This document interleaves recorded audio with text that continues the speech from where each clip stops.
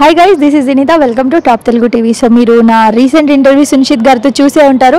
చాలామంది negative comments పెట్టారు, but sometimes అది ఫేస్ చేయాల్సి వస్తుంది, తప్పదు. ప్రస్తుతం నాతో సునిషిత్ గారు ఉన్నారు. ఇన్ని రోజులు అబద్ధాలే చెప్తున్నాడు, అసలు అబద్ధాలే చెప్తాడు అని అనుకున్నారు కదా. లేదండి, అతను ఒక నిజం కూడా చెప్పాడు. అదేంటంటే హనుమాన్ మూవీలో ఉన్నాను, దానికి కూడా పెట్టారు అండ్ కామెంట్స్ కూడా పెట్టారు, అవును నిజంగానే ఉన్నాడని. వాస్తవానికి ఆయన ఒక 20 seconds హనుమాన్ మూవీలో స్క్రీన్ పైన కనిపించారనమాట. ఆయన అడిగి తెలుసుకుందాం అసలు ఫీలింగ్ ఎలా ఉందో. హాయ్ అండి. హాయ్ అండి. హాయ్. ఎలా ఉన్నారు? Yeah good. సో ఎలా అనిపిస్తుంది హనుమాన్లో కనిపించారు finally? Yeah okay, somewhat happy. ఏమనిపిస్తుంది, బయట జనాలు ఎలా తీసుకుంటున్నారు దీన్ని? యా పాజిటివ్గానే రెస్పాండ్ అవుతున్నారండి.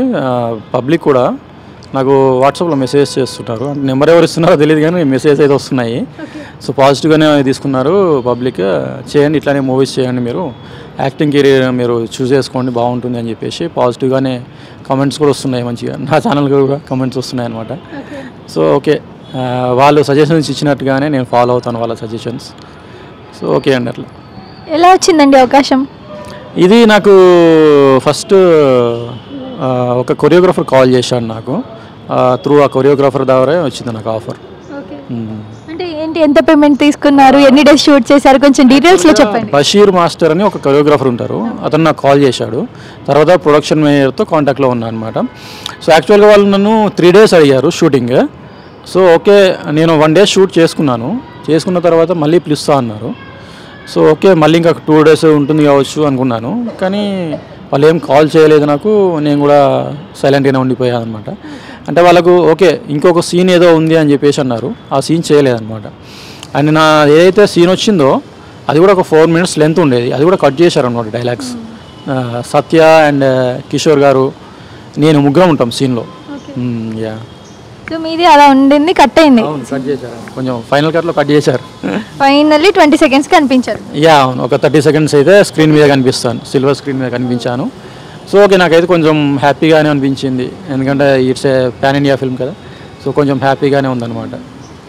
అంటే అండి, లైక్ పేమెంట్ అదంతా ఎలా తీసుకున్నారు? పేమెంట్ నాకు పర్ డేకి 20,000 ఇచ్చారండి. సో నేను 1 day యాక్టింగ్ చేశాను, సో 1 day పేమెంట్ ఇచ్చేశారు. సో ఇంకొక 2 days ఉంటుంది అన్నారు కానీ ఏం పిలవలేదన్నమాట. పిలుస్తా అని చెప్పేసి వెయిట్ చేశాను నేను కూడా. ఓకే, వాళ్ళకి సరిపోయింది కావచ్చులేండి అనుకున్నాను. అండ్ నెక్స్ట్ టైం మన అప్కమింగ్ ప్రాజెక్ట్స్ ఉన్నాయండి బిగ్? యా ఉందండి, ఒక పెద్ద హీరోతోనే ఉంది మూవీ, విశ్వక్సేన్తో ఉంది మూవీ. సో తనే డైరెక్ట్ కాల్ చేసి ఆడిషన్ ఇవ్వండి అని చెప్పేసి అడిగారు. సో అదే అనమాట. మంచి ప్రాజెక్ట్ ఉంది. ఇది వచ్చేసి మనకు జూలై లేదా ఆగస్ట్లో రిలీజ్ అవుతుంది. ఈ ఇయర్లో 2024 జూలై ఆర్ ఆగస్ట్లో రిలీజ్ అవుతుంది మూవీ. ఫర్దర్ ప్లాన్స్ ఏంటండి? ఫర్దర్ ప్లాన్స్ అంటే నేను ప్రస్తుతం అయితే ఇండస్ట్రీలోనే వర్క్ చేస్తున్నాను, movie industry. Even though I'm working for Vishwaksen. వేరే అంటే ఇంకా డేట్స్ ఇవ్వలేదు, డేట్స్ ఇచ్చిన తర్వాత చూసుకొని ఆ గ్యాప్లో వేరే మూవీస్కి కూడా షూటింగ్కి వెళ్తాను.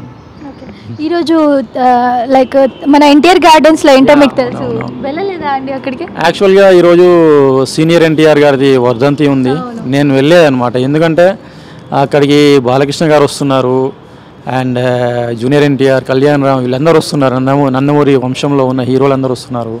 సో నేను కూడా వెళ్తే ఆ ఫ్యాన్స్ తాగడి తట్టుకోలేమని తెలుసు నాకు, అందుకనే వెళ్ళట్లేదు అనమాట. సో నెగిటివిటీ వస్తుంది, వెళ్ళలేము, కొట్టడం అలా జరుగుతుంది. యా డెఫినెట్గా ఉంటుందని చెప్పేసి. ఇప్పుడు అంటే ఎనీ పర్సన్ అండి, ఒక పర్సన్ ఫేమస్ అయ్యాడు అంటే పబ్లిక్ నుంచి డెఫినెట్గా ప్రాబ్లం అయితే ఉంటుంది. సో అందువల్ల నేను వెళ్ళలేకపోయాను అనమాట.